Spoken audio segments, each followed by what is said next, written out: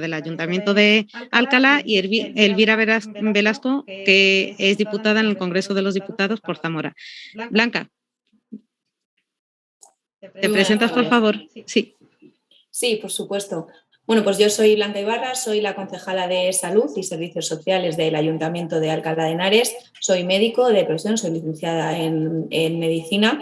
Soy clínicamente especialista en medicina estética y antienvejecimiento, y también tengo un máster en gestión sanitaria, que es lo que siempre me ha apasionado. Y bueno, pues estuve durante un tiempo, al finalizar la carrera, compatibilizando clínica e investigación en la Universidad de Alcalá durante unos añitos, y bueno, pues luego hice un poco el traspaso al Ayuntamiento de Alcalá de Henares, donde, como os digo, actualmente pues soy la concejala de salud. Y nada, espero de verdad poder aportar a las startups pues todo lo que de alguna manera pueda, y podamos de alguna manera pues sacar provecho, ¿no?, de este ratito.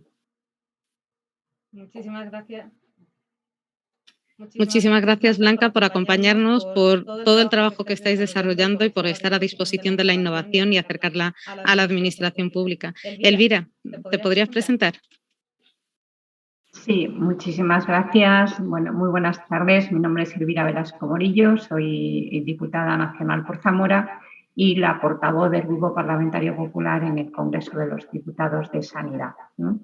Por supuesto, encantada de estar aquí, agradecida por la invitación, y bueno, pues la intención es poder aportar desde el Congreso pues todo lo que consideráis de cara a impulsar todo el trabajo que se está haciendo desde las startups. Muchísimas gracias, Elvira. Y sin más dilación, pasamos a conocer estos proyectos tan interesantes que hoy nos acompañan y que quieren apostar porque las instituciones y las administraciones vayan modernizándose. Empezamos con QBiotech, con Manuel Muñoz. Cuando puedas, por favor, comparte la pantalla cuando puedas. Sí, ya mismo. Vamos a ver. Bueno, voy a empezar lo primero con un pequeño vídeo introductorio, ¿vale? Para que podáis entender en un minuto y poco qué es lo que hacemos, y luego voy a entrar un poco más en detalle durante los siguientes minutos, ¿vale? Muchísimas gracias. ¿Ya cuando Así puedas? que vamos a ello, ya mismo. QBiotech, Neurocloud.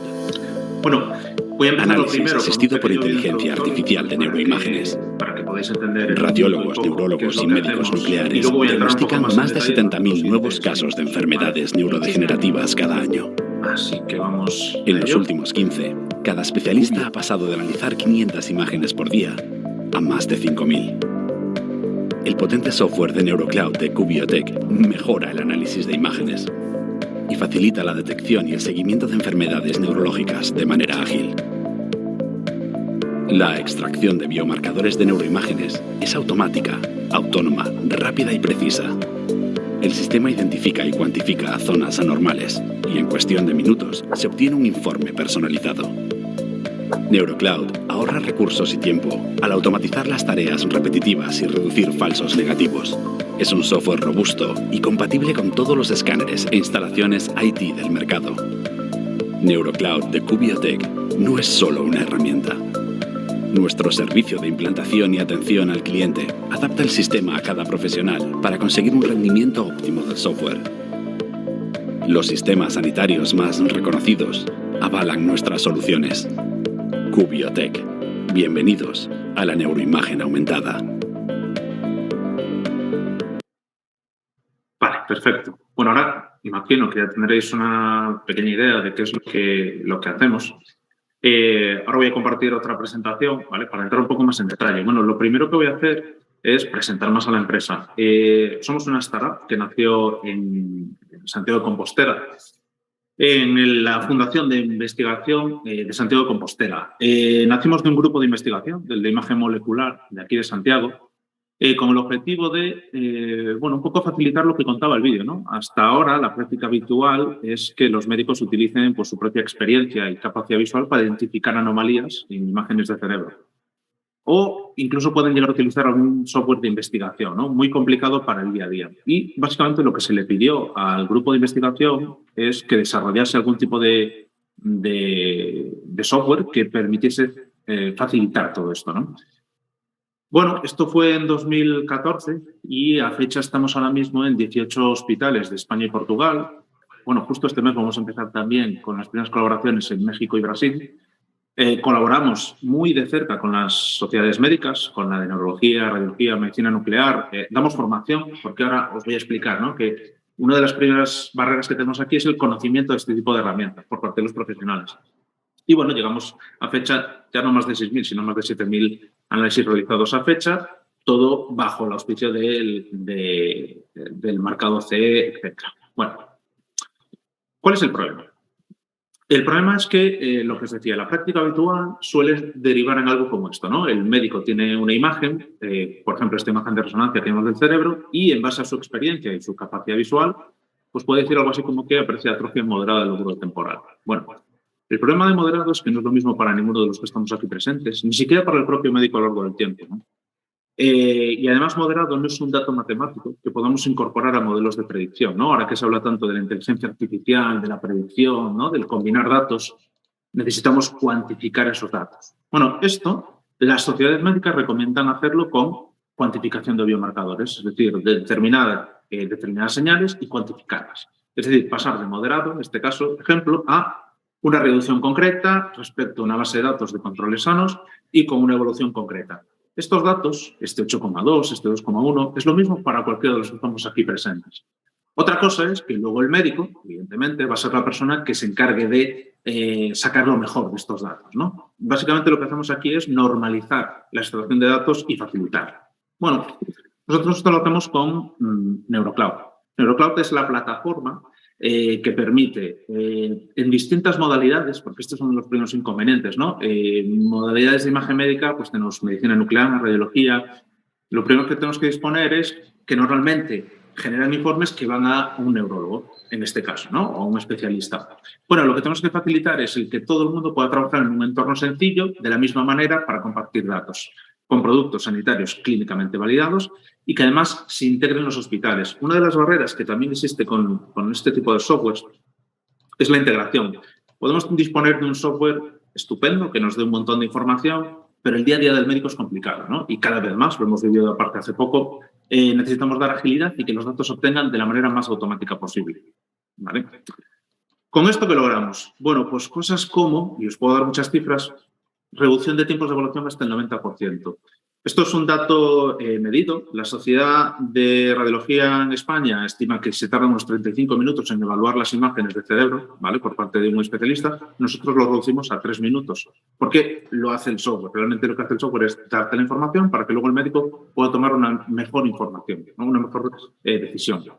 Aportamos nueva información. Esto es muy importante. Uno de los problemas que tiene la práctica habitual es la, voy a ponerlo entre comillas, elevada tasa de falsos negativos. Es decir, hace poco hubo un estudio en Estados Unidos respecto a esclerosis múltiple en el cual en el 30% de los casos, sobre todo en fases iniciales de la enfermedad, se producen falsos negativos. Es decir, el médico estima que en principio no está ocurriendo nada, luego resulta que sí, y esto es normal, ¿vale?, porque la enfermedad va avanzando y se hace más visible. Con este tipo de software lo vemos mucho antes. Y, por tanto, permitimos el diagnóstico diferencial, es decir, el saber exactamente qué es lo que ocurre ahí. Por tanto, permitimos el diagnóstico precoz, preparando también mejor a los pacientes para lo que tenga que venir con respecto a su enfermedad, ¿vale? Pues muchísimas gracias, Miguel. No sé si te he cortado. Sí, solamente me queda una última cosa y os cuento. Nada más, simplemente, como os podéis imaginar, el ahorro en tiempo deriva un ahorro de coste y, por tanto, podemos dar entrada a más pacientes para hacer distintas pruebas, algo muy importante a la hora de mover ahora mismo listas. Y simplemente comentaros que esto, lo que os dije al principio, es la base para la inteligencia artificial. Necesitamos disponer de una herramienta que de forma normalizada en todo el país normalice los datos para poderlos integrar en modelos matemáticos. Nada más. Seguro que el tema digital va a seguir formando parte de la conversación. Muchísimas gracias por la presentación y por el vídeo, que ha sido muy, muy útil. Y ahora, cuando pasemos a la parte de discusión en abierto, compartiremos un montón de cuestiones. Muchísimas gracias. Súper interesante todo lo que hacéis. José Manuel, ¿eres el siguiente con Regemat? No te escuchamos. ¿Vemos la presentación? Vale, ahora no. Ahora, perfecto. Vale, pues voy a presentar. Yo actualmente presido y fundé ya hace algunos años el Regemat, ¿no?, que salió de un proyecto en colaboración con la universidad. El objetivo era desarrollar una impresora 3D, pero no para fabricar juguetes, ¿no? o piezas, sino para fabricar tejidos y órganos, ¿vale?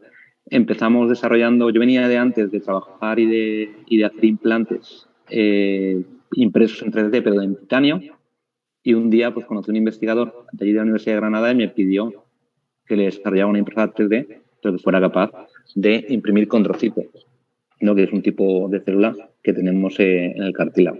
Entonces, pues después de un proyecto de varios años, pues en 2015 teníamos la primera versión de la máquina y conseguimos sacarla a nivel comercial, ¿vale? A día de hoy, pues la máquina está en más de 30 países y se usa de forma muy variada en aplicaciones que van desde hacer cultivos tridimensionales a fabricar fármacos o a hacer tejidos un poco más avanzados para conseguir llegar a tinta. Nosotros a día de hoy pues tenemos la actividad de las bioimpresoras, la actividad también hemos desarrollado otro tipo de propiedad intelectual sobre todo para los procesos de maduración. Y luego también intentamos abastecer a nuestros usuarios, ¿no? De todo lo que va saliendo, ¿no? De todas las nuevas biotintas, biomateriales que ellos puedan requerir para hacer la investigación. Hoy en día es muy fácil explicarle a la gente lo que es la bioimpresión y la impresión 3D, ¿no? Porque todos conocemos o todos hemos tenido al alcance una impresora 3D. Básicamente, en el sector salud ofrece 3 ventajas. La primera es la capacidad de hacer geometrías muy complejas, ¿vale? Cuando quieres hacer un implante de titanio y reconstruir una lesión de maxilofacial o de neurocirugía, pues necesitas una tecnología o unas tecnologías que te permitan hacer geometrías muy complejas. La segunda, la capacidad de hacer mallas, y eso es súper importante en la bioimpresión, ¿no? En la bioimpresión lo que imprimes pues es una malla con células y lo que quieres es que después de un proceso de maduración conseguir formar un tejido. Y luego, por último, al ser un proceso aditivo, tienes capacidad de entrar dentro de la pieza durante el proceso, ¿no? Y eso también viene muy bien en la parte de bioimpresión para conseguir depositar las células o las biomoléculas que quieras durante el proceso. Eso es un vídeo muy rapidito que muestra cómo funciona una bioimpresora, ¿vale? Es similar a una impresora 3D, simplemente que en vez de ser un material, pues cargas la máquina con diferentes biomateriales y diferentes tipos de células y va imprimiendo capa a capa y generando una geometría tridimensional.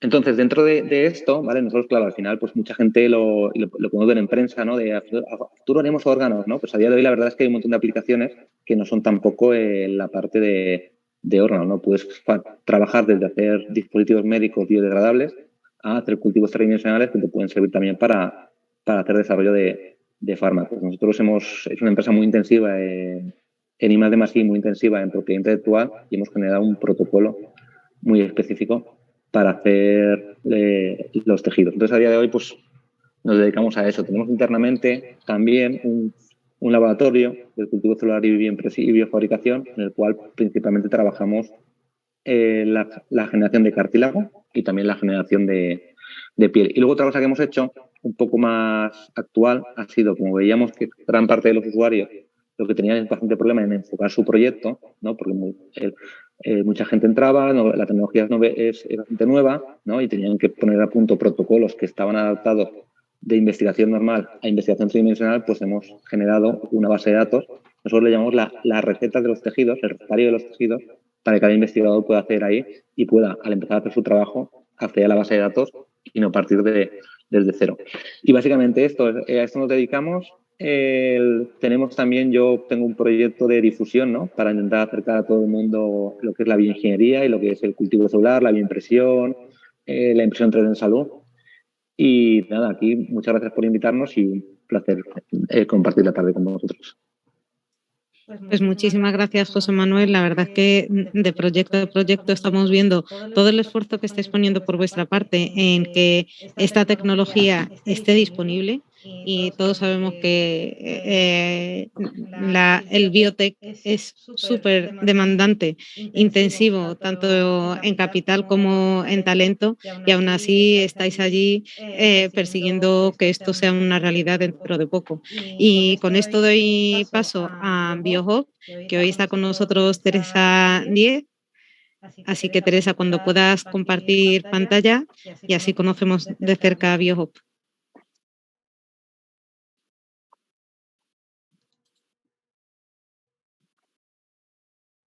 No te escuchamos, creo que todavía estás en mute. Ahora sí. A ver. Pues es que, a ver, creo que es esta. Sí, muy bien. ¿Se ve? Sí, perfectamente. Perfecto. Pero no es eso.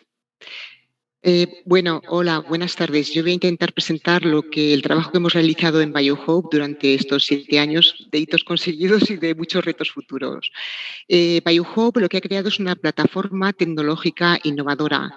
Lo que estamos intentando y estamos haciendo es generar soluciones que faciliten la personalización del tratamiento en enfermedades inflamatorias y en trasplantes. Para ello hemos desarrollado una plataforma tecnológica que incluye un bioensayo que permite medir in vitro la respuesta farmacodinámica a los inmunosupresores. Siguiendo un símil, es parecido a lo que haría el antibiograma cuando detecta la respuesta de los pacientes a los distintos antibióticos para mejorar el tratamiento de las infecciones. Entonces, lo que utilizamos son células vivas del paciente que extraemos mediante una muestra de sangre, simulamos un entorno fisiológico y, en principio, somos la única compañía que proporciona una solución de este estilo. ¿Cuál es la necesidad clínica? La necesidad clínica, a diferencia de otros campos como la oncología, donde se ha desarrollado mucho en la personalización de la terapia, no existen herramientas en el ámbito de las enfermedades de base inmunológica que permitan individualizar la terapia. En general, lo que se hace y se aplica habitualmente es la medicina tradicional, es decir, se usan los tratamientos que se han experimentado en ensayos clínicos, se aplican a los pacientes, cuando el paciente no responde, se pasa a una segunda línea, etcétera. Con el ámbito de los fármacos inmunosupresores es un tema un poco delicado porque tienes que mantener un equilibrio muy fino entre el nivel de inmunosupresión que tienes que provocar en el paciente para evitar que tengan brotes las enfermedades inflamatorias, para evitar que haya un rechazo del trasplante renal o que haya un daño inflamatorio en los órganos y el posible daño que puede generar un exceso de inmunosupresión que se vería en forma de efectos adversos ligados a la inmunosupresión, como puede ser, por ejemplo, un cáncer o como pueden ser infecciones oportunistas severas. Entonces, la plataforma o la solución propuesta por BioHope, que se llama ImmunoBiogram, se basa fundamentalmente en el análisis de una muestra de sangre del paciente donde extraemos y aislamos las células inmunes, los PMCs, y las congelamos y lo que hacemos es un test funcional que utiliza un cultivo vivo de las células inmunes del paciente manteniéndolo en un entorno fisiológico. Y este cultivo vivo se estimula como si hubiera una estimulación inmunológica de base, como sucede en las enfermedades inflamatorias, y se expone a la acción in vitro de los distintos fármacos inmunosupresores, de tal forma que vamos a conseguir medir la respuesta final a esos fármacos inmunosupresores. Lo que medimos es la activación y la proliferación final, y esta medición se realiza a través de la medición de la actividad metabólica de las células, de tal forma que la plataforma lo que incluye es un kit que permitiría realizar este test en cualquier laboratorio que tenga un mínimo de experiencia en cultivos celulares, y luego hemos desarrollado el software que permite la interpretación de estos datos y que te da al final datos de la mayor o menor sensibilidad de cada paciente a los distintos inmunosupresores. Por lo tanto, nuestra propuesta de valor es avanzar hacia la personalización del tratamiento en el ámbito de las enfermedades inflamatorias. Nuestro primer desarrollo es en trasplante renal y los objetivos son, por supuesto, mejorar los resultados en cada paciente, disminuir los efectos adversos, mejorar la calidad de vida del paciente y, además, disminuir los costes para el sistema sanitario. Nosotros tenemos un pipeline porque somos una empresa de I+D. La aplicación es en trasplante renal, pero es una aplicación que se podría ampliar a otros trasplantes, por supuesto, a otras enfermedades autoinmunes. Tenemos otras soluciones en desarrollo. Hemos desarrollado ya un test que permite medir la respuesta al metotrexato, que es la primera de línea de tratamiento en artritis reumatoide. Tenemos resultados también que permitirían la aplicación del inmunobiograma con los inhibidores de la JAK, que es un grupo terapéutico que sabéis que se emplea ahora mismo en muchísimas enfermedades de corte autoinmune. Estamos desarrollando test que permitirían medir la respuesta a los tratamientos biológicos en enfermedades inflamatorias y una posible aplicación en oncología. O sea, la repercusión de estas enfermedades es por todos conocida, son muchísimos pacientes y la falta de personalización de la terapia condiciona que los resultados clínicos no sean lo óptimos que podrían llegar a ser si la terapia fuera más individualizada. Y he hecho una diapositiva sobre un poco la andadura de la empresa. Nosotros empezamos en el 2015, hasta ahora hemos recibido y conseguido una financiación de 11 millones de euros, cubriendo todos los requisitos de calidad, cubriendo, por supuesto, los requerimientos regulatorios. Tenemos los productos con unas patentes potentes a nivel europeo y a nivel estadounidense. Hemos hecho un importante desarrollo clínico para dar soporte ahora mismo en trasplante renal, que es la indicación que tenemos en marcha y que se ven soportados por publicaciones en revistas internacionales. Hemos conseguido un acuerdo de distribución del dispositivo a través de Pales, que es una empresa comercializadora, y evidentemente tenemos una evidencia clínica importante que nos permite pues, referenciar todos nuestros resultados. Este es el desarrollo clínico. Muchísimas gracias, Teresa. Bueno. Sí, es que justo se han cumplido los 5 minutos. Está bien, yo creo vamos a seguir hablando de esto. Creo que nos irán saliendo muchas dudas que seguro que me vas a poder responder a ellas porque es un trabajo increíble, ingente, el que habéis hecho, y seguro que nos ayudará tanto a Blanca como a Elvira como a mí a daros feedback, a ver cómo lo vemos desde las administraciones públicas y cómo podemos orientaros para un mejor aprovechamiento de estos resultados. Empezamos recibiendo el feedback con Elvira, así que cuando quieras.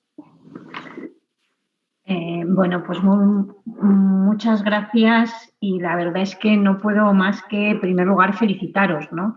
Felicitaros por estos proyectos, tanto a Manuel, a José Manuel como a Teresa, y ese gran trabajo que estáis llevando a cabo, ¿no? La verdad es que hoy, sobre todo los que somos sanitarios y los que hemos estado en la gestión sanitaria y viendo las dificultades que cuesta incorporar pues proyectos como los vuestros, ¿no? Primero los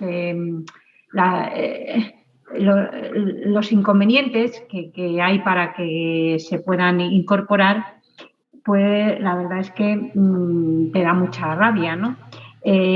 Hoy no se entendería avanzar en sanidad sin contemplar pues, proyectos como los que estáis llevando a cabo vosotros a través de las startups, sobre todo a nivel de inteligencia artificial, o incluso todo lo que tanto hablamos en sanidad como es la medicina personalizada, ¿no? La medicina personalizada es incorporar los proyectos que estáis llevando a cabo, ¿no? Yo me gustaría lanzar algunas preguntas porque nosotros, dentro de la Comisión de Reconstrucción Económica y Social que hubo en el Congreso de los Diputados a raíz de la pandemia de la COVID, sobre todo la primera etapa donde bueno, pues vimos la necesidad de que había que mejorar muchos temas, tanto en gobernanza, en recursos humanos, en I+D+I, en nuevos fármacos, en fin, pues llevamos a cabo una serie de conclusiones, y esto será uno de los puntos de cómo incorporamos las startups, la inteligencia artificial, al final en beneficio de esa medicina personalizada que tanto preconizamos, ¿no? Y que al final es una necesidad que tenemos que todos trabajar a ello, ¿no? Desde empresas como vosotros, desde ámbitos, la investigación, la innovación, no se entendería hoy de cara a trabajar en esa medicina personalizada, en fin. Pero a mí me gustaría saber, de cara a cómo incorporáis vuestros proyectos de innovación, pues si estáis, o sea, tendríamos que hacer a nivel de Parlamento alguna iniciativa para que dentro de la cartera de servicios se pudiera incorporar, o estamos hablando de proyectos que han salido de investigación, innovación, cómo eso luego le damos visibilidad, ¿no? Que no sea solo porque a través de los sitios donde se han llevado a cabo, pues se conoce, pero eso necesitamos al final que no hay que trabajar en esa equidad, ¿no?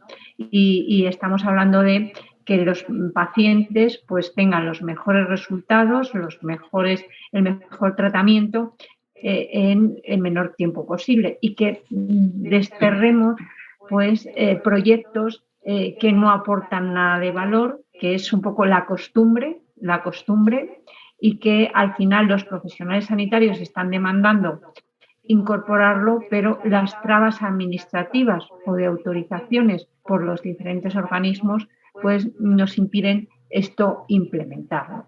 Entonces, bueno, yo os felicito por el trabajo, tanto en de enfermedades neurodegenerativas, el tema de las impresiones 3D. Yo me acuerdo, o sea, estando en Salamanca, el servicio de cirugía torácica, pues cómo las impresiones en 3D, pues vamos, era algo que dices, bueno, luchaban por ello, ¿no? O sea que, entonces, o en el tema de trasplante renal, que antes has dicho, Teresa, pues la verdad es que el avance es brutal, ¿no? Y un poco, ¿cómo veis esos inconvenientes para la autorización y la implementación? O sea, y luego, ¿cómo la financiación?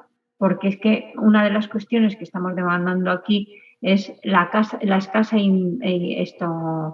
financiación, sobre todo pública, que tenemos en proyectos estos de innovación, ¿no? Gracias a la privada o a la potencia de empresas como muchas de las que o las que vosotros tenéis, pero que cómo podríamos trabajar en una investigación más, en esa aportación pública, ¿no?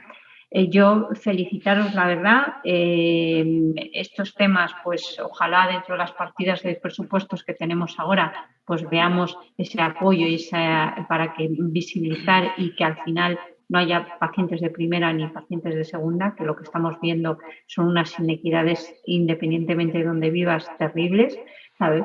Y que como desde las administraciones públicas, desde la gestión de las comunidades autónomas o desde instando al Ministerio a esa coordinación, a esa equidad, pues podemos trabajar para que al final el paciente se pueda beneficiar de los grandes proyectos como lo que nos habéis presentado.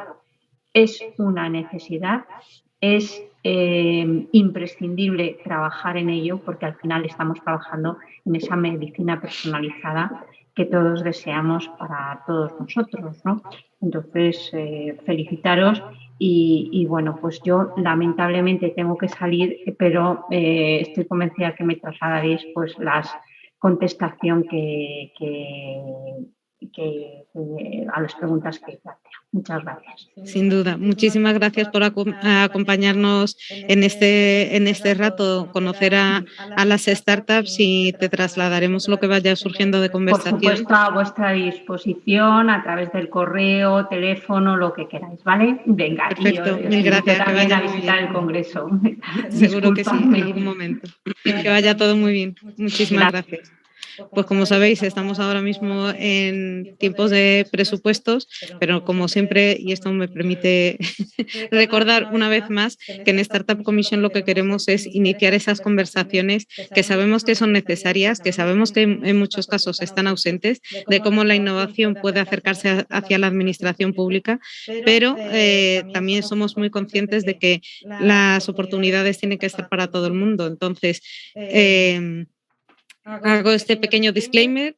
No pretendemos que los representantes públicos que nos acompañen aquí vayan a trasladar directamente estas soluciones a su ámbito de trabajo porque hay procedimientos. Afortunadamente vivimos en una democracia donde hay muchísimas cosas que nos regulan para bien y que tenemos que agradecer que exista ese mecanismo de equilibrios, de evitar el fraude, evitar la estafa, evitar la malversación de ese bien tan preciado que es la gestión de lo público. Así que esperamos que esto sea un inicio de conversación, que cada vez haya más personas dentro de la administración pública concienciados de la importancia de la inclusión de la innovación, de la reducción de barreras, de la apuesta real y de hacer las cosas más fáciles para todas las startups independientemente del entorno en el que estén desarrollando sus soluciones.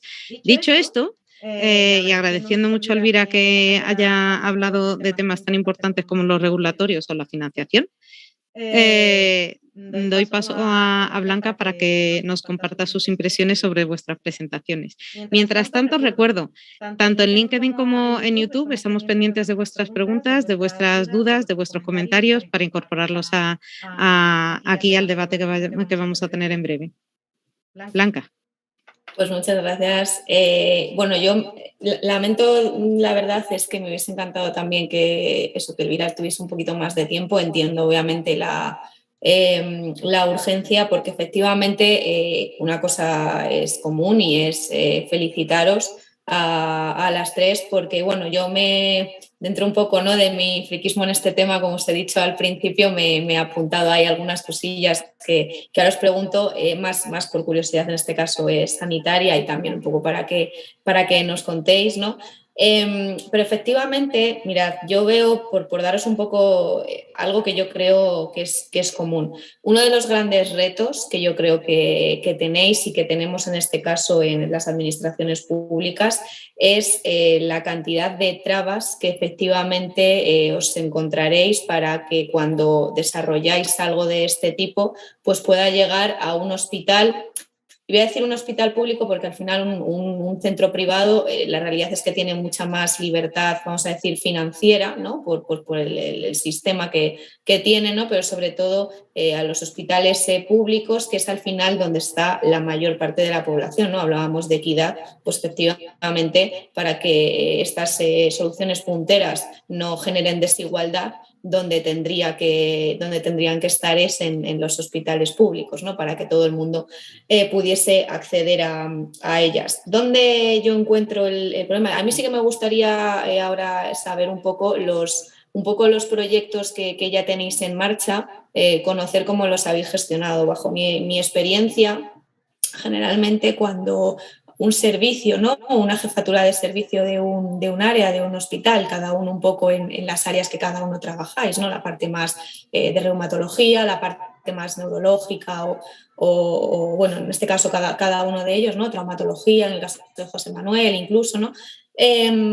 Pues probablemente el mecanismo que tienen que hacer desde el interior de la administración es presentárselo primero a su jefatura de servicio, si no es el jefe de servicio, de ahí a la gerencia del hospital. En la gerencia del hospital tiene un presupuesto otorgado, ¿no?, por su comunidad autónoma, por su consejería de sanidad, y si no hay dinero, por muy bueno que sea, pues ahí se queda estancado, ¿no? Y probablemente no sea culpa del profesional que realmente quiere utilizar el servicio, ¿no?, o de alguna manera vuestro desarrollo, sino que efectivamente no está estructurado lo suficiente, y yo creo que esto es uno de los grandes pasos que sí que habría que reclamar, y es que se estructure de una manera normalizada en los presupuestos anuales de los hospitales, y me voy directamente al final a los hospitales, esta rama de innovación, ¿no?, para que año a año pues, se puedan ir de alguna manera uniendo esas investigaciones que hacen los clínicos con las aportaciones que podéis hacer desde las startups. Esto es una cuestión de voluntad, es decir, al final hay un presupuesto, cuando hablamos de presupuestos, ¿no?, que Elvira aquí es más experta, hablamos de unos montos enormes que al final aterrizan en las comunidades autónomas y a su vez eso se desagrega en cuestiones concretas, es decir, se desagrega en presupuesto para hospitales, presupuesto para atención primaria. Entonces, la gran duda aquí es ¿dónde está el presupuesto normalizado para innovación? Que esto es una de las cosas que yo sí que creo que tendría que estar normalizado. Mi gran pregunta aquí es, por curiosidad también, sobre todo es dónde habéis cerrado estos acuerdos. Entiendo que ha sido pues porque habéis hablado directamente con hospitales concretos o que tienen a su vez a lo mejor grupos o líneas de investigación con una financiación, ¿no?, entiendo, y que a raíz de eso pues que se ha conseguido implantar, ¿no? Sí que me gustaría saber eso porque efectivamente creo que el gran reto que a lo mejor, o que yo en este caso sí que detecto, es esto que os comento, ¿no? Que fuese una normalización el que hubiese una partida, en este caso en los hospitales, para apostar por proyectos que les interesasen en función de las líneas. También me gustaría saber un poco pues, qué problemas o qué limitaciones os habéis encontrado.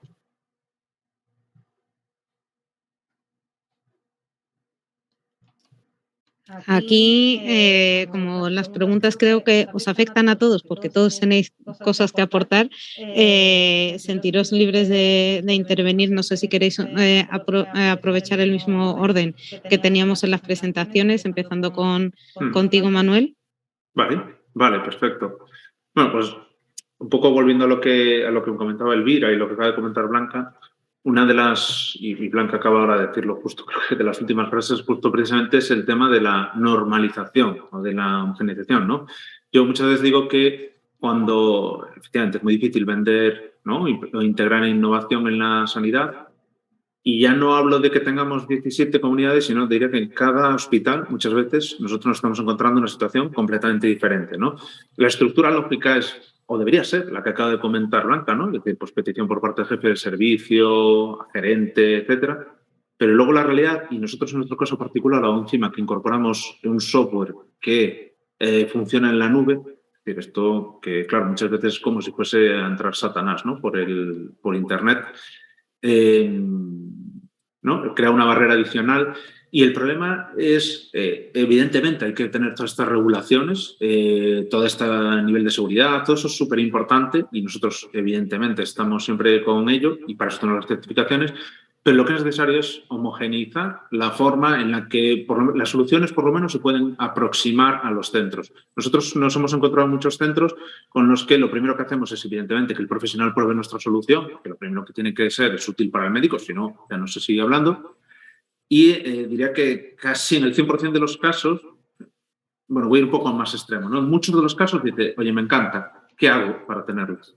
¿No? O sea, es una pregunta dura, pero es que es la que nos encontramos muchas veces. ¿Cómo hago? O sea, ¿esto para quién es? ¿Para el gerente? ¿Para el servicio de informática? ¿Puedo tener un software en la nube? ¿No? Porque además, claro, como os comentaba antes, ¿no? La práctica habitual, por ejemplo, en el tema de análisis de neuroimágenes, que el 80% diría de los casos no se utiliza ningún tipo de software. Entonces es algo, sí, recomendado por las sociedades médicas españolas y europeas, pero vale, ¿cómo? ¿No? ¿Y cómo lo llevo a cabo? Y yo creo que si algo tengo que transmitir a las administraciones es la necesidad de pongamos orden ahí, ¿no? Porque aparte creo que precisamente es irónico que cuando estamos hablando de la seguridad, de software y demás, que cada uno, digamos, siga su proceso. Precisamente es justo lo contrario, no tiene ningún sentido. Y es ahí donde pues pondría yo...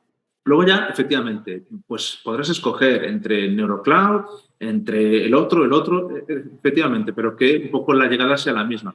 Porque aparte con esta heterogeneidad lo que provocamos es indirectamente desigualdades. Evidentemente no tiene el mismo, por decirlo claro, no tiene la misma llegada NeuroCloud o Cubiotech que una gran multinacional pues con años de experiencia. Y muchas veces lo digo a las sociedades. Lo que no podemos permitir o no debemos permitir es que la innovación vaya guiada por los caminos que pretenden, pues a lo mejor lo ya establecido, ¿no? Porque precisamente la innovación a veces hace que el otro se quede antiguo, ¿no? Y eso no le interesa a ciertas personas. Con lo cual, pues eso es lo que yo haría, sobre todo. Lo que pediría es estandarización en el proceso de llegada al profesional, a los técnicos, o sea, que hubiese un camino claro. Vamos, estoy seguro que todos los que estamos aquí, no sé si donde más tiempo perderemos, creo que es en descubrir el camino. Desde luego, estoy seguro, porque todas las soluciones que vemos aquí son bueno, desarrolladas por y para profesionales y al final responden a necesidades reales. Y Manuel, una cosa que estaba comentando Blanca también sobre el tema de la financiación. ¿Vosotros veis que vuestra solución está fuera de los rangos que pagaría la administración pública o los hospitales para poder hacer uso de vuestro software o servicios?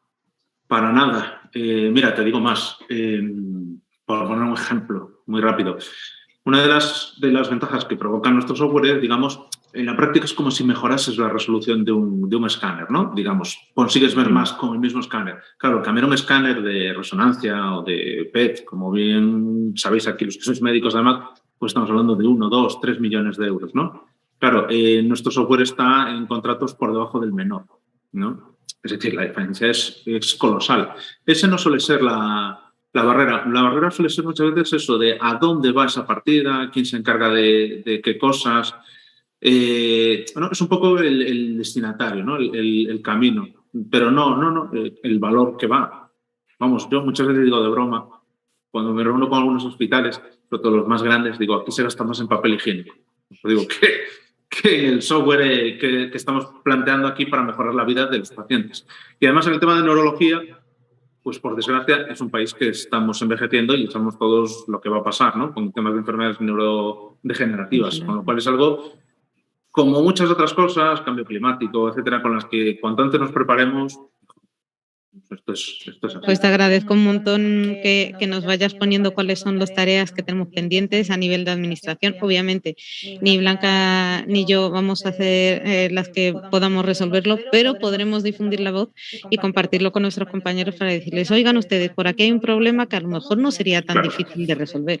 Y bueno, si vamos creando conciencia poco a poco, también con personas que vayan viendo este directo cuando se cuelga en nuestro canal de YouTube, pues vamos generando esa transformación que os ayude a crecer con vuestras soluciones y con vuestras empresas. Así que muchísimas gracias y volveremos en un momento para preguntaros más cosas. José Manuel, ¿tú cómo lo ves? Te escuchamos. A ver, el mute. Ahora, sí, lo que decía que por no repetirme mucho frente a lo que ha dicho Manuel, yo en mi caso concreto separaría lo que es el sector de la investigación, ¿vale?, a lo que es el sector clínico, ¿no? El sector de la investigación, pues las reivindicaciones siempre van por el mismo camino, no van por decir vamos a intentar acercarnos lo máximo posible como país al 3% de inversión en el PIB en investigación, lo cual pues cada vez es más difícil, ¿no?, porque el Estado cada vez es más grande, con más cargos y muchas veces cargos que son de libre designación y que no aportan demasiado, y con lo cual al final pues no acaba quedando dinero para este tipo de cosas. Entonces siempre el país desde hace ya muchos años lo ha dejado para el final. En la parte más del producto sanitario, ¿no?, yo también tengo mucha experiencia de más de 10 años, aquí lo que se ha comentado, cada comunidad es un tema, los hospitales son muy grandes, están muy poco preparados para lo que es la compra de producto personalizado, ¿vale?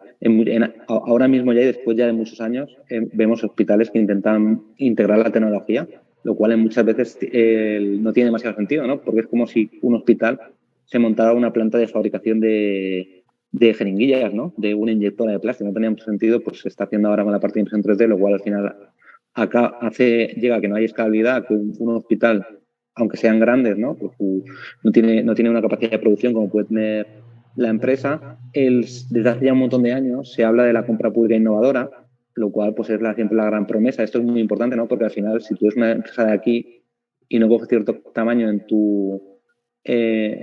nivel local, te va a costar mucho competir, ¿no?, y al final pues estamos en un mundo que es global y que la empresa de un país viene aquí y si tiene un tamaño mucho más grande que la de aquí, porque la de aquí no puede crecer a nivel local, pues tiene esos problemas, ¿no? Aquí pues lo que podemos hacer es Latinoamérica siempre, pues gracias tengo la suerte de que sea un mercado que en tecnología, pues en muchos países, ¿no?, la adquiere mucho más rápido que aquí, nos permite crecer.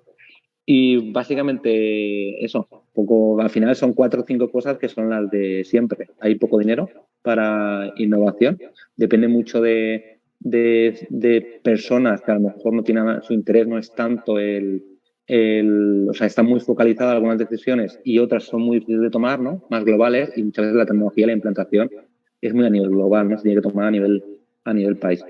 Y ya está, básicamente esta sería mi aportación. A nivel regulatorio, ¿vosotros nos habéis encontrado problemas de coger y decir, bueno, pues sabemos cuál es la trazabilidad de un órgano porque pues es un protocolo muy, muy establecido, pero a lo mejor para los implantes, sobre todo dependiendo de qué tipos de implantes, pues no sé, se necesita una regulación que hoy por hoy no está, una certificación que igual vosotros ya la tenéis, pero que no hay mucha sensibilización en la parte contratante. Sí, quitando la parte de bioimpresión, dejando la parte, no, porque esto está casi todo a nivel investigación y lo que más puede llegar a la clínica es terapia génica o terapia celular, terapia celular principalmente, y va muy hospital por hospital, quitando eso de lado, que es muy poco en clínica, y volviendo a la parte de medical device, ahí nos vemos que la licencia de producto sanitario a medida en España se da por comunidades, ¿no? Entonces te ves comunidades muy ágiles que son tramitan la licencia muy rápido. Claro, nosotros también al final, el ser los primeros en muchas cosas, pues tienes ese inconveniente, ¿no? Que al final tienes que tratar con las administraciones. Nosotros, pues, la licencia de producto a medida impreso de titanio, pues la sacamos en el año 2011, ¿no? Con lo cual, explicar ahí a la administración lo que era. La administración siempre era varios pasos detrás de la innovación, ¿no? Y si quieres competir a nivel global, pues si no consigues... Yo pues siempre pongo un ejemplo. Si yo soy una empresa alemana y me pongo a hacer implantes a medida en 2015 y tengo la licencia en 2015, pues le puedo vender a España.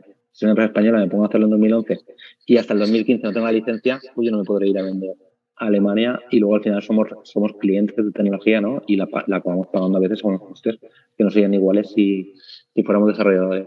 Entonces, más por la parte esta, por la parte de ingeniería de tejidos y cultivos tridimensionales, y la parte más de órganos, un poco más a futuro, en el caso concreto de la piel, ¿no? Que ya es un órgano, pues ahí sí que va muy hospital por hospital y se engloba dentro de lo que sería un ensayo clínico, con una serie de procesos que a día de hoy los gestiona en general la Agencia Española de Medicamentos, y que realmente pues es una de las agencias que en general, bueno, todo se puede mejorar, ¿no? Pero yo creo que es de las que mejor funcionan, ¿no? Si hablamos de agencias, y está muy, muy abierto siempre a ayudar a la empresa nacional a poder ver qué hay que hacer para poder llevar esto, y sobre todo para demostrar que sí que tiene un beneficio para el paciente, ¿no? Que es el punto de partida de cualquier tecnología, de cualquier aplicación. Pues muchísimas gracias. Yo tengo por ahí alguna dudilla más, pero quiero también escuchar a Teresa en esto que estábamos comentando, tanto en la parte regulatoria como en la parte de financiación. ¿Qué cosas podemos tomar nota de ello para ayudaros? Bueno, a ver, ¿se me oye? Sí. Bueno, yo creo que hay una parte muy importante, que es la parte de agilización de los trámites para conseguir las aprobaciones regulatorias y administrativas necesarias, que al final te van a permitir implementar la solución en la práctica clínica, ¿no? Entonces, creo que ahí realmente hay una barrera, entre comillas, que se podría agilizar muchísimo a nivel de administraciones públicas toda esa gestión. Luego, por otra parte, claro, está la parte de financiación. Nosotros hemos recibido alguna ayuda. De hecho, la empresa arrancó con una ayuda a nivel europeo del Horizon 2020, que permitió el desarrollo de la herramienta y permitió también establecer los primeros resultados a nivel de investigación clínica. Entonces, en la parte de financiación, por una parte está el dar soporte a los proyectos de investigación, que evidentemente se realizan en colaboración con instituciones públicas sanitarias, que son pues los hospitales, ¿no? Que participan en la investigación. Y ahí yo pienso que el apoyo en la financiación, porque los proyectos de investigación son, o sea, los requisitos cada vez son mayores y son proyectos que son muy costosos realmente, son costosos en tiempo y en dinero, ¿no? Y por otra parte luego está la parte de implementación en el mercado, porque las empresas pequeñas al final necesitan que la solución llegue al mercado y se pueda comercializar. Y ahí creo que habéis apuntado cosas muy importantes en relación con el market access, ¿no? Que se refieren un poco a cómo al final es casi una batalla por conseguir la entrada de tu solución innovadora hospital a hospital, comunidad a comunidad. Creo que deberían de favorecerse mecanismos más centralizados de decisión y posiblemente partidas que contemplen la entrada de la innovación. Elvira ha hablado de presupuestos anuales en los hospitales dedicados a innovación, pero que tengan una cuantía que realmente permita incorporar soluciones innovadoras que, por otra parte, por ejemplo, en nuestro caso tenemos pues modelos farmacoeconómicos con el ahorro que podría implicar la entrada de nuestra solución, en el sentido de que simple y llanamente por paciente y evitando pues un rechazo se podrían conseguir ahorros de hasta 20.000 euros en 5 años. O sea, el ahorro que puede suponer para los sistemas de salud la implementación de determinadas innovaciones es enorme, ¿de acuerdo? Y Y sin embargo, la inversión que se hace para favorecer la entrada de esa innovación, que al final es una apuesta por el futuro, y yo creo que además, en conjunto, creo que nosotros partimos de un apoyo, o sea, por lo menos en nuestro caso, ¿no? Hemos trabajado mucho con clínicos que ven claramente la necesidad clínica y las posibilidades que abre esta solución para dar respuesta a una necesidad clínica a la que se enfrentan día a día. Entonces, creo que el apoyo clínico también debería de pesar más a la hora de que los gestores que deciden la introducción de la innovación en la cartera de servicios del hospital, pues tomen decisiones favorables a esa incorporación. Pues muchísimas gracias. Creo que han ido saliendo un montón de cosas, pero en general estabais todos muy de acuerdo en dejar de tener tantos interlocutores que al final vuelven un poco loco a cualquiera. Y, o sea, es verdad que cada hospital se gestiona de una forma diferente y tal, pero que no tendría por qué ir a esa granularidad, sobre todo cuando estáis intentando introducir cosas que son de utilidad, que están demostradas y que están muy adaptadas a las necesidades del día a día. No sé si con esto han contestado a tus preguntas, Blanca, si te han seguido surgiendo más dudas mientras hablaban. Sí, no, más que contestadas, pero porque efectivamente, bueno, era algo que preveía, ¿no? Un poco lo que me iban a decir. Yo, sí, y si me permitís aportarlo, una de las cuestiones que creo que además aúna pues todos vuestros problemas es la falta de profesionalización en la gestión. Eso es un poco lo que el gran problema. Es decir, a día de hoy, los que están al frente de la gestión en los hospitales no está regularizado cómo se accede a esos puestos. Y ahí creo que ha sido Manuel en este caso quien ha dicho, depende mucho de las personas que toman las decisiones. Es que este es el problema, que no existe, a mi juicio, un mecanismo en el que los que están al frente, los gestores, tengan que tener una serie de cualificaciones comunes para hacer frente a una serie de retos comunes, entre los cuales gestionar pues, la innovación en sus diferentes servicios. Y a la par, lo que también entiendo y entiendo perfectamente, y es otro gran reto de las administraciones, es que no pueden entrar gigantes y en este caso pues startups como vosotras por las mismas sendas, porque efectivamente al final ahí se producen, bueno, pues o sea, no competís en igualdad de condiciones, ¿no? Eso es evidente.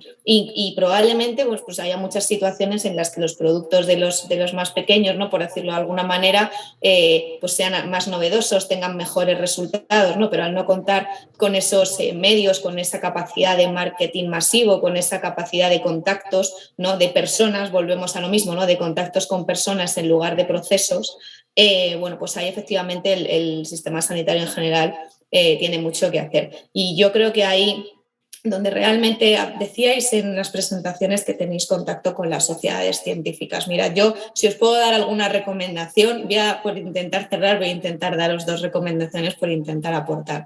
La primera de ellas es que intentéis que sean las sociedades científicas, vosotros además que trabajáis con ellas, las que presionen en este caso por 2 cuestiones. Por la homogeneización de esa gestión, por vuestras vías de entrada y que sean comunes y que los clínicos no tengan que estar preguntándoos a vosotros cómo consigo esto, sino que haya un mecanismo y que las propias sociedades científicas presionen para que eso ocurra y se eleve a donde probablemente tendría que llegar todo, que es al Consejo Interterritorial, donde desgraciadamente, pues en lugar de tomar esas soluciones de consenso, porque el órgano político ya existe, ¿no? Ese Consejo Interterritorial tendría que servir para homogeneizar cosas que son útiles a todas las comunidades autónomas, ¿no?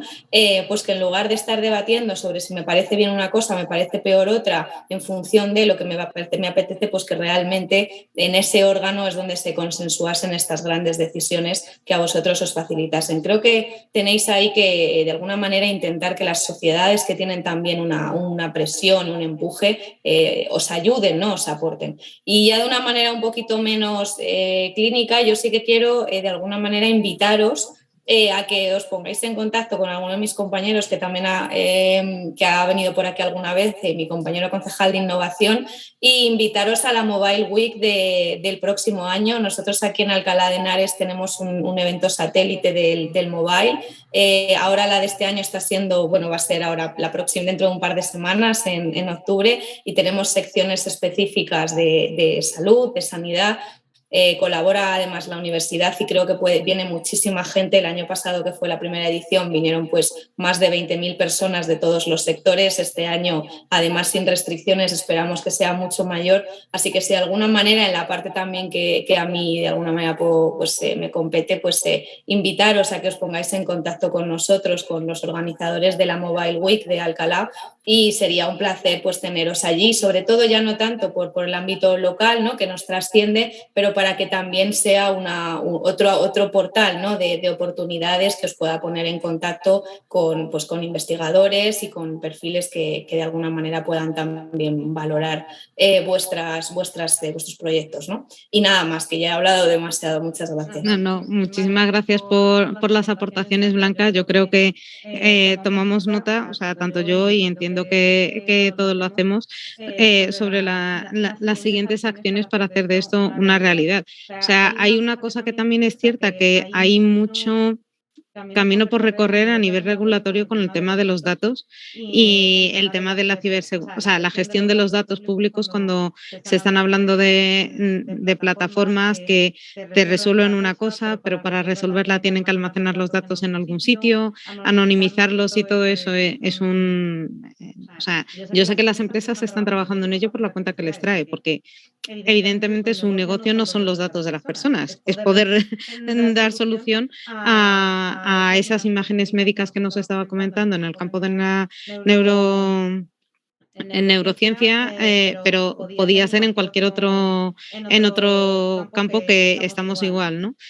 Y al final lo que tú quieres es hacerle, por reducir el tiempo de diagnóstico, acercar un tratamiento a alguien que lo está necesitando y todo eso, pero son brechas que todavía no están cerradas. O, por ejemplo, el tema de la ciberseguridad. Al final, el que muchas de las soluciones que estamos trabajando están muy preparadas para todos los ámbitos de la ciberseguridad, pero esto es un campo que va creciendo y se va sofisticando en sus ataques día tras día, y ya no estamos hablando únicamente de software, sino cualquier aparato que esté vinculado a Internet y que no esté protegido o blindado frente a esas manipulaciones por terceros en remoto.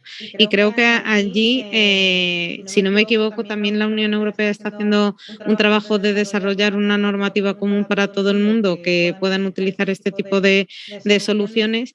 A mí me llama muchísimo la atención el hecho y lo habéis trabajado, creo que todos lo habéis mencionado, el trabajar de mano de los clínicos, ¿no? Que sean ellos quienes vayan definiendo. Y por una parte es normal, porque son los que mejor saben de cada uno de sus campos, pero también son los usuarios finales de esa tecnología, y que ellos también tengan cierto peso en esa decisión final sobre la cartera de productos que quieren tener para mejorar su trabajo, desarrollar su trabajo en la mejor de las condiciones.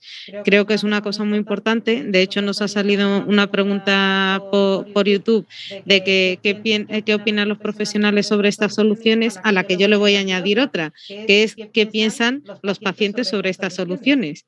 Porque creo que al final, o sea, nosotros podemos decir las bondades infinitas, la reducción de gasto, el cómo potencia esto la investigación, el cómo nos pone en primera línea en diferentes tecnologías, pero ¿y el paciente o la paciente final qué dice de esto? Además del usuario enfermero, médico o quienes sean. ¿Cómo lo veis? Bueno, yo creo que un poco precisamente como desarrollamos, los que estamos aquí presentes somos profesionales, son implicados con la sanidad, entonces ya yo creo que también van muy dirigidas las soluciones. Yo diría, en nuestro caso particular, que casi en el 100% de los casos se acoge muy bien. a ver, luego todos somos personas, ¿no? Y puede haber perfiles en los que la tecnología pues no caiga tan bien, ¿no? O sea, esto es la vida, ¿no? Pero eso en general. Y el paciente, desde luego, evidentemente es súper positivo, porque ¿quién no querría, ¿no? Como digo yo siempre, que a tu madre ¿no? se la atienda de la mejor manera posible. Y aparte es importante, cambia cosas, ¿no?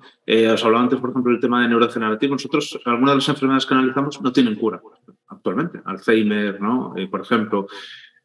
Precisamente por eso es tan importante prepararse cuanto antes, ¿no? Y que el paciente tenga un diagnóstico precoz le ayuda tanto a nivel de calidad de vida como pues jurídicamente, de muchas maneras, a prepararse para lo que está por venir. Y eso, evidentemente, dentro de la situación, pues es algo que se agradece muchísimo. Entonces, bueno, yo creo que en ese sentido no hay duda. Y luego un poco enlazando con lo que decíais antes también, de todo volviendo al tema de la ciberseguridad, de la homogeneización, ¿no? Todo esto efectivamente tiene que haberlo, ¿no? Volviendo un poco a lo mismo. Y lo hay. Lo que tiene que estar es pues un poco con un único criterio pues en los distintos centros. Es decir, yo creo que eso no lo duda nadie. A nadie nos gustaría que nuestros datos estuviesen por ahí volando, ¿no? Pero sí que lo que no puede ser es que lo que es válido en Galicia no sea válido en Asturias, por poner un ejemplo, y no, eso no tiene ningún sentido, porque al final todos somos ciudadanos de una misma zona. José Manuel, ¿tú cómo lo ves? Bueno, pues yo aquí la pregunta, claro, si vamos en la parte más del implante, en la parte más trauma, pues el paciente en verdad lo que quiere es una solución, ¿no? Con lo cual poco se mete en seleccionar si esa medida o no. En algunos casos, pues sí que lo he visto por ahí, ¿no? Y incluso se lo pide, y en la parte de bioimpresión, pues como prácticamente no está nada en clínica, pues la gente lo ve como algo más a futuro. Creo que ahí sí que hay un sentimiento general de intentar acelerar todo lo que hay a nivel de desarrollo, ya no solamente en la parte de bioimpresión, sino en la parte de uso de biomateriales, de terapia celular, porque hay una cantidad o sea, que hay una realidad, ¿no? Que todos pues vamos envejeciendo, cada vez tenemos una esperanza de vida más larga, pero las soluciones que no somos capaces de controlar pues son las que son, ¿no? Y la gente al final pues quiere vivir más, vivir mejor, en general, ¿no? Y tener mejores soluciones y que se apueste por la investigación, por la innovación y por la transferencia a nivel clínico. Pero no es ahora mismo creo que no soy yo como la solución de la bioimpresión no está todavía tan inventada a nivel clínico. Mis compañeros seguro que son capaces de aportar una mejor respuesta a esto. Pues muchísimas gracias. Yo creo que siendo una cosa que todavía está en desarrollo, hay un montón de gente que tiene la esperanza de poder desarrollar ese órgano contra el que no genere rechazo. O sea, quiero decir, qué mejor que un implante que sea de tu mismo hecho a tu imagen y semejanza y que nadie me lo tome mal, pero que de repente no tengas que desarrollar incompatibilidades a la hora de recibirlo, ¿no? Y yo creo que la mayoría de las personas están pensando en eso precisamente. No sé. Sí, hombre, al final, a nivel trasplante de órganos, pues tiene dos problemas, ¿no? El primero, que no hay para todos, ¿no? Yo tengo algún caso clínico que hicimos en La Paz ya varios años, y La Paz es un hospital porque tiene acceso a gran cantidad de donantes, ¿no? Pero el hospital más pequeño pues no tiene esto, ¿no? Entonces al final pues se queda mucho a nivel de la suerte, ¿no? Depende de dónde tengas la patología o el trauma, tienes una solución u otra, ¿no? Lo cual, y luego está el tema de que los trasplantes ya en otras aplicaciones, en otro tipo de tejidos y órganos, pues vienen vinculados a una inmunosupresión de por vida que te aumenta pues mucho otro tipo de patología, ¿no? Por ejemplo, la prevalencia de cáncer en pacientes inmunodeprimidos y otras cosas, ¿no? Que podríamos estar aquí hablando muy rato. Entonces al final pues sí, en general el tener algo fabricado con tus células, o incluso con células halogénicas de un paciente joven, pero que no te genere rechazo y que además funcione mejor, ¿no? Porque todos sabemos que cuando somos mayores, pues perdemos la fuente, ¿no? de células madre, perdemos también la capacidad de división y el funcionamiento, ¿no? de las células, y por eso es lo que marca el desarrollo de las patologías, que gran cantidad de ellas están vinculadas al envejecimiento. No, por eso decía que al final son soluciones que tardaremos unos años en verlas, pero que no dudo que que generen rechazo a nivel social de decir, oye, pues ahora que estamos tan concienciados como con que la sanidad no es lo mismo dependiendo de dónde vivas en España, entonces de repente tener esos órganos disponibles o esa tecnología en una zona en la que normalmente tendrías que esperar horas a que te llegase si es que te toca, creo que hace muchísimo la diferencia en esa calidad de vida, en confiar más en tu sistema sanitario y en la ciencia y la tecnología para hacer de tu vida pues una experiencia más vivible, ¿no? Entonces, creo que es muy importante esto que estamos comentando y además enlaza con lo que hace BioHub, de eso de analizar todas ese inmunobiograma, que siempre me trabo con la palabra, pero de hacerlo así como cuidado, que antes de hacer los trasplantes tenemos que ver hacia dónde los hacemos, ¿no? ¿Habéis tenido esa experiencia con pacientes finales que hayan agradecido de decir, me alegro de haber conocido qué cosas iba a desarrollar y ahora estoy mejor preparado, como decía Manuel, a las eventualidades de la vida?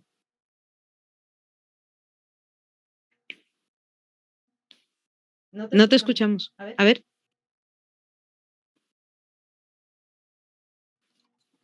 A ver. Ahora. Creo que ya. Sí.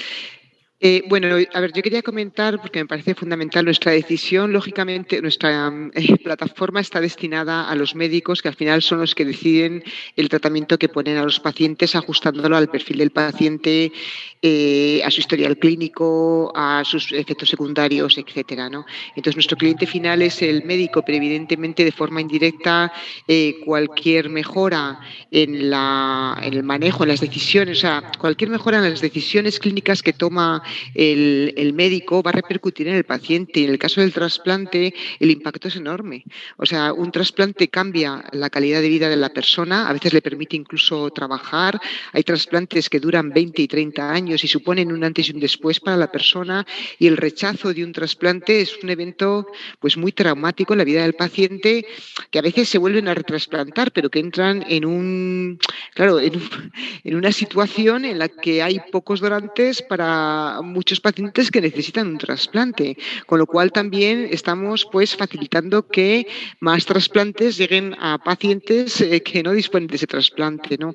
Entonces hay una clara repercusión favorable para los pacientes y bueno, yo creo que al final habrá que oír la voz de los pacientes y habrá que oír la voz de los clínicos. Y sí que me parece muy importante en que los organismos decisorios sobre la implementación de determinadas tecnologías o innovaciones en el ámbito clínico, me parece importantísimo que el clínico esté presente, la verdad, las sociedades y el clínico, porque el clínico realmente es el que tiene una visión más cabal de lo que a él realmente le ayuda en su trabajo habitual y lo que realmente puede al final contribuir en mejorar los resultados clínicos, ¿no? Entonces yo creo que es un poco que hay que hacer también un trabajo, como has comentado tú, por una parte de que el clínico está más presente en las decisiones también de corte financiero y en el ámbito de la profesionalización de la gestión. Y luego que entiendo que lo que ha comentado Manuel, ¿no? Algo que se acepta y se asume en una determinada zona del país, lógicamente debería ser un criterio aplicable a cualquier otra zona del país, porque son criterios objetivos, ¿no? Entonces, bueno, pues a lo mejor hay que hacer un trabajo con la objetivización de los criterios que llevan a la implantación de una determinada solución.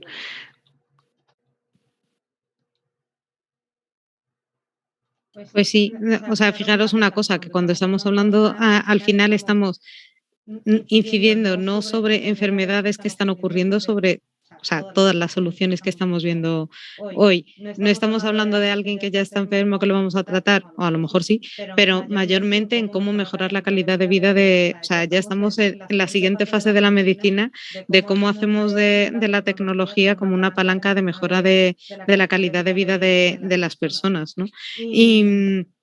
Y con eso yo creo que dentro de las administraciones públicas a diferentes niveles tenemos un montón de trabajo que hacer, porque efectivamente la tecnología ahora nos permite prevenir enfermedades, hacer que las personas pues igual no tengan que ir tantas veces a la consulta médica, o que cuando vayan no sea por cosas que podíamos haber evitado en un principio, y que podamos acompañarlas de diferente forma, con todo el ahorro en costes que supone, pero más allá del ahorro en coste, de la calidad de vida que se gana.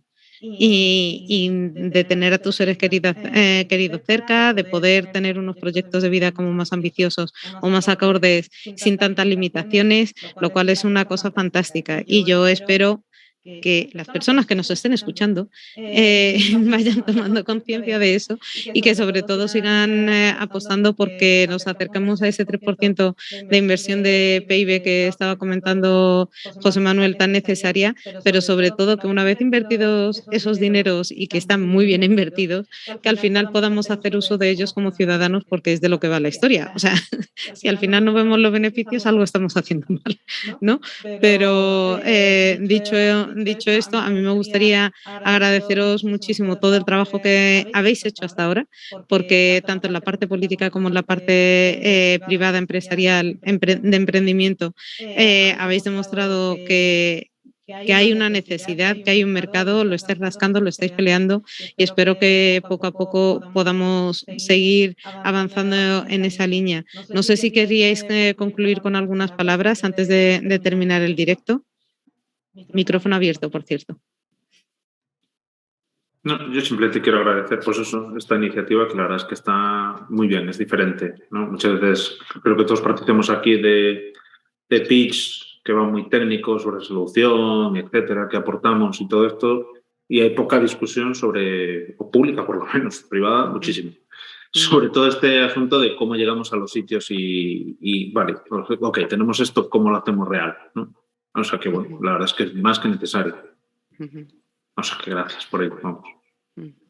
Muchísimas gracias a ti por todo el trabajo y por hacerlo tan claro, una cosa que es complicada de entender, oye. Pues yo unirme, ¿no? De nuevo, reiterar mi felicitación de verdad, porque las tres iniciativas podríamos estar hablando de verdad horas, me encantaría estar hablando horas con vosotros de todas ellas, porque es que me parecen súper interesantes y súper necesarias, ¿no? Porque además afrontan retos que nos vamos a encontrar ya no en el largo plazo, sino en el corto o medio plazo, pues afrontan y dan solución a grandes problemas a los que se va a tener que enfrentar el sistema. Entonces, bueno, pues pediros también que no desfallezcáis, que sigáis, por supuesto, y que efectivamente, bueno, pues a las administraciones nos queda mucho trabajo por hacer, pero que al final, para que eso llegue, ¿no? Y no tengamos que sufrir una gran catástrofe para tomar decisiones más rápidas, pues sin duda necesitamos también que vosotros estéis ahí presionando e insistiendo en la necesidad de esos medios, de esas vías y en su utilidad. Así que de verdad, muchísimas gracias una vez más, porque son proyectos apasionantes. Bueno, yo también que... Ay, perdona. Agradecer la invitación, y que ha sido un placer estar aquí. Ya está, que nos queda poco tiempo. Vale, yo también quería agradecer profundamente la invitación. Creo que cualquier foro en el cual exista una interlocución entre el ámbito de la empresa, de la pequeña empresa, que tenemos más dificultades, como bien habéis dicho, frente a las grandes empresas, ¿no? Farmacéuticas o biotecnológicas, pues creo que es muy interesante estos aforos que permiten interaccionar con los entes públicos, ¿no? Y un poco trabajar de forma común, buscando soluciones que faciliten pues, la implementación de estas soluciones, que al final es un poco lo que perseguimos todos, ¿no? En definitiva, que lleguen al paciente y que el paciente se pueda beneficiar de estas soluciones. Pues muchísimas gracias a todos por participar, muchísimas gracias a los representantes públicos, a Blanca y a Elvira, que nos han ayudado a daros feedback, que se han estudiado vuestros proyectos, que seguro que vamos a estar muy pendientes de cómo vais abriéndoos camino, y sobre todo nos hemos llevado un montón de notas para ver cómo hacemos nuestro trabajo, que al final es lo que estáis también pagando de alguna forma con vuestros impuestos, sirva para mejorar el beneficio de toda la sociedad desde ese compromiso, y también con la responsabilidad de no meter la gamba en donde donde no debemos, que es una cosa así que a veces perdemos de vista. Nuestro siguiente Startup Commission va a tener que ver con algo muy relacionado con la salud, que es el FoodTech. Así que si tienes alguna solución que tenga que ver con esta temática, por favor, pásate por nuestra página web y nuestras redes sociales para hacernos saber qué solución tan interesante tienes para la administración pública. Y nos vemos en noviembre. Y muchísimas gracias por todos por seguirnos. Nos vamos viendo. Hasta luego. Gracias, hasta luego.